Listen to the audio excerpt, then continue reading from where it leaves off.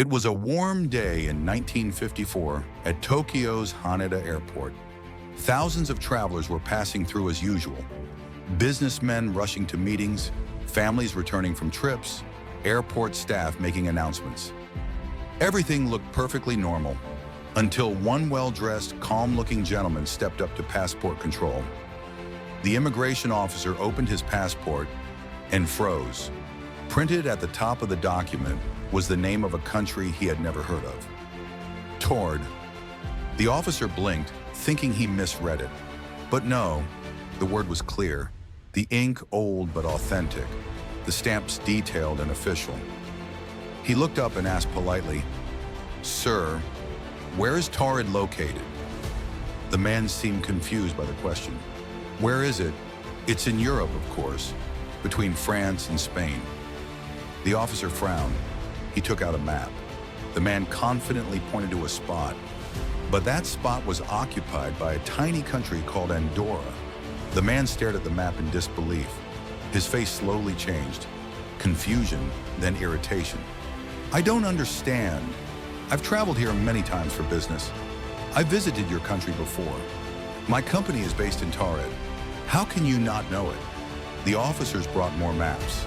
Every time the man pointed to the same region. But Taured did not exist. The strangest part? His documents looked 100% real. Passport from Taured bank cards, business ID currency from his country stamps, showing he had traveled the world, everything was detailed. Yet nothing matched any country on earth. The man became visibly distressed. "Something is wrong. This looks like my world, but it's not my world." Those words sent chills through the room. He was taken to a secure room for further questioning. He answered every question calmly and logically, describing a life that made perfect sense. If only Taured existed. By evening, Japanese authorities decided to place him in a hotel while they continued their investigation. 2 guards were stationed outside his door. The room had no balcony. The window couldn't be opened. Escape was impossible, or so they thought. The next morning, when the guards unlocked the door, the room was empty. No man, no documents, no trace he had ever been there. The bedding was untouched, the window still locked. The door had not been opened. He had vanished. Authorities searched the entire building. Nothing. Not a fingerprint, not a suitcase, not a sign of forced entry. It was as if the man from Taured had stepped in from another reality and stepped back out.